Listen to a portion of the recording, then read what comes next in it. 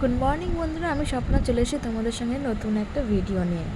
তো আজকে সকালে ঘুম থেকে উঠে আগের দিন দাদু মাছ ফ্রিজ থেকে মানে বাজার থেকে মাছ কিনে নিয়ে এসেছিলো, যেটা ফ্রিজে রাখা ছিল। সেটা প্রথমে জলে দিয়ে দেখলাম, জলে দিয়ে পুরো মানে বরফ জমে গেছিলো। তারপর মাছটাকে রান্না করে নিলাম। অত ডিটেলস আর দেখালাম না, কারণ সত্যি অসুবিধা, এক হাতে ফোন ধরে এক হাতে এত কিছু যায়। এখানে মাছের ঝোল আর এখানে অনেক রকম সবজি দিয়ে একটা করেছিল। তারপর সকাল সকাল ওই সেই একই কাজ, টিফিনটা গুছিয়ে নিলাম। এই যে টিফিনটা, এখানে ভাত, একটুখানি একটা ভাজা ছিল আর একটু মাছের ঝোল নিয়ে আমার টিফিনটা রেডি করলাম। আর আমার পাতে তো যেটা থাকবে তোমরা সবাই জানো, সেটা হচ্ছে লেবু। লেবু ছাড়া আমি সত্যি কথা বলতে ভাত খেতেই পারি না, সেটা যাই হোক না কেন। তারপরে কারেন্ট ছিল না, প্রচণ্ড ঘেমে গিয়েও তারপর রেডি হলাম, কারণ দেখতেই পাচ্ছ মুখের মধ্যে একটা গরম গরম। তারপরে শোরুমে যাওয়ার পরই দেখলাম হঠাৎ করে বৃষ্টি নেমে এলো।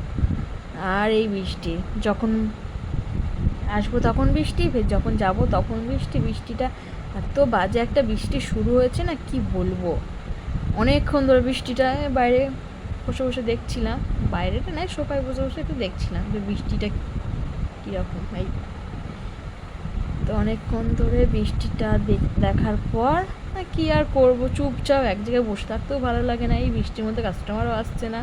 তারপরে লাঞ্চ টাইম হয়ে গেল, লাঞ্চ করার জন্য বসে পড়লাম, দেখতেই পাচ্ছ। আর আমার হচ্ছে এই জায়গাটা হচ্ছে আমার লাঞ্চ, মানে আমি যে জায়গাটায় বসি সেটা খুব একটা কেউ দেখতেও পায় না, একদম পুরো নিচের দিকে। কেউ ভাববে কি আমি শোরুমেই নেই, তো কেউ বুঝতে পারবে না আমি এমন একটা জায়গায় বসে থাকি। তো প্লিজ আমি তোমাদের সবাইকে একটাই রিকোয়েস্ট করবো, প্লিজ আমার ভিডিওটা একটুখানি সবাই মিলে একটু সাপোর্ট করো, একটু পাশে থেকো। তোমাদের সাপোর্ট সত্যিই খুব দরকার, প্লিজ সবাইকে রিকোয়েস্ট করছি। তো তারপর বৃষ্টির ওয়েদার, একটু তো চপ খেতেই হবে, তার জন্য চলে গেলাম সন্ধ্যেবেলা টিফিন আনতে, সবার জন্য পেঁয়াজি আর আলুর চপ নিয়ে যেতে। এখানে চপটা সত্যি খুব। তারপরে খাওয়া দাওয়ার পর বাড়ি যাওয়ার সময় একটুখানি জাস্ট ভিডিও করে নিলাম, কিছু না, বাড়ি যাবো তো বৃষ্টি পড়ছিল মনে হয় সেই সময়, ওই জন্য একটুখানি ভিডিও করে নিলাম। এটা হচ্ছে পরের দিন সকালবেলা, ঘুম থেকে উঠেই দেখতেই পাচ্ছ, মানে আমার সকালবেলা করে না ঘুম ভাঙতেই চায় না, যে কত কষ্ট করে আমি ঘুম থেকে উঠি তার কোনো ধারণার বাইরে। উঠেই প্রথমে আগে ঝাড়ু দিয়ে নিলাম, একটু মানে ওয়ার্কআউট করছিলাম বলে, তাই জন্য একটুখানি। তারপর ঝাড়ু ফাড়ু দিয়ে নিয়ে, সেটা দেখানো হয়নি যেহেতু, তারপর ঝাড়ুটা দিয়ে নিয়ে ঘর দৌড়, কারণ সকালবেলা উঠে না একটুখানি ক্লিন করে নিয়ে তারপর অন্য কোনো কাজে গেলে, কারণ এই বারান্দার মধ্যেই সবটা হয় তো, ওই জন্য। তারপর ঝাড়ুটা দিয়ে নিয়ে এখানে আমি এবার একটুখানি ঘরটা মুছে নিচ্ছি। দেখতেই পাচ্ছ ঝপঝপ করে সব কাজগুলো, যেহেতু আজকে আমার ছুটির দিন, তো আজকে এটা তো লেট করতে হবে, কারণ 9টার সময় ঘুম থেকে উঠেছি, উঠে তারপর কাজগুলো করলাম। এবার অনেক দিন ধরে খালি মনে করছে ডিম টোস্ট খাবো, ডিম টোস্ট খাবো। মানে দোকানে চলে গিয়েছিলাম একটা রুটি আর দুটো ডিম কিনে নিয়ে আসতে, তো তারপর চেঞ্জ করে নিয়েছিলাম, চেঞ্জ করে নিয়ে এই ডিম টোস্টটা বানাতে শুরু করে দিলাম। বাড়িতে কেউ ছিল না তখন, তো একার জন্যই বানিয়েছিলাম। এবার সত্যি কথা বলতে না, আমার রুটি মানে এই পাউরুটি টাইপের জিনিস খেলে না আমার স্যুট করে না, মানে আমি খেতে পারি না ঠিক, এটা মানে গ্যাস টাইপের হয়ে যায় আমার, মানে খুব কমই এইসব খাই। আমার সত্যি কথা বলতে আমি যাই খাই আমার গ্যাস হয়ে যায়, এটা হচ্ছে আমার একটা খুব প্রবলেম।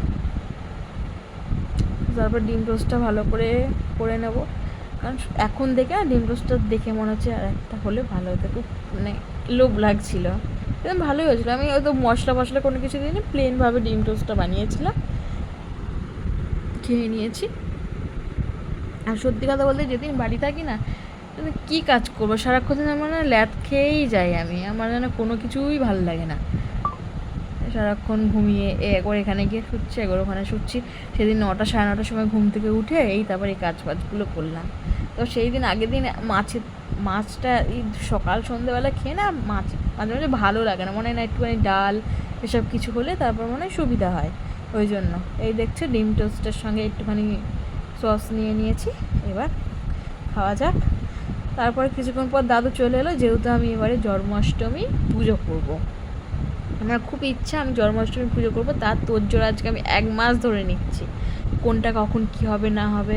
এখানে দেখতে পাচ্ছ ফল সবজি সব কিনে নিয়ে এসছে, এখানে নতুন হাঁড়ি করা, যেহেতু আমাদের নেই ঠাকুরের জন্য কোনো কিছু, তার জন্য এখানে নতুন সব কিছু। আমাদের আগের বারে কিনে নিয়ে এসেছিলো সেটা ছোটো, একদম ছোটো ছোটো নিয়ে এসেছিলো, তাই বললাম এটাতে খুব ছোটো হচ্ছে, এটা তো বেশি জনের হবে না, তারপর এখানে মুদিখানার বাজারটাও করে নেওয়া হয়েছে, যা যা লাগবে।